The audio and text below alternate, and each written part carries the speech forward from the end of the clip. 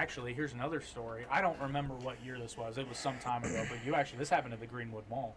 I was there with my then girlfriend, and we were in the. This is when I lived in Greenwood, so we went to the mall fairly often. Getting some Sarku in the food court, represent Sarku.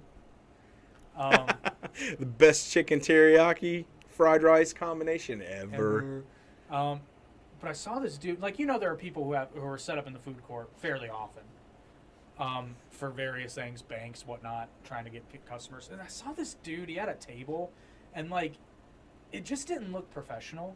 It looked kind of thrown together, and it looked kind of not even suspicious, but it just looked really kind of eh. And it was a modeling agency. He was. Well, it gets better. But I just remember, because I've seen modeling agencies do pop-ups like that, and usually they look top-notch. So this just seemed a little weird. But then I was like, how you might, because you're a dad, you might have had this happen, where sometimes you don't know why, you're just like, I need to keep an eye on this motherfucker. So I'm sitting there eating my lunch, and I'm not always looking his way, but pretty often. And he's getting up, and he's talking to various people, but I noticed that he seems to be going towards kids that are unaccompanied by adults. And I'm just looking at this, I'm like, this feels really suspicious.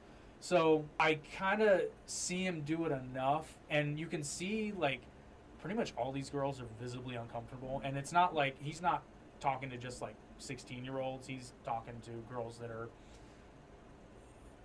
They're too young to be talking to somebody by themselves like that. So anyway, I go over to the security guard and I'm like, hey, it's probably nothing, but I'm noticing this dude over here, and I just got a bad feeling about it. Is he supposed to be here? Because you have to have permission. You can't just pop up in the food court. So he's like, let me check it out. He radios, and then I say, cool, I don't want to start anything. I'm just going to go back. But you're just doing what you should. Just make you aware.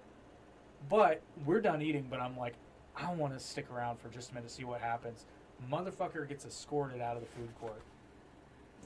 I watched this happen, and I was like, God. Listen, dude, you did the Lord's work that day. No, it's just weird because gosh. I've had more than a few of these moments in my life where just something doesn't feel right. For real? And I can't understand why, but I just... Man. This does not feel right at all. Something smells fishy, and the ocean's not even close. Dude, that gave me chills, man. Oh, dude, I was shaken up about it. I was like, Jesus Christ!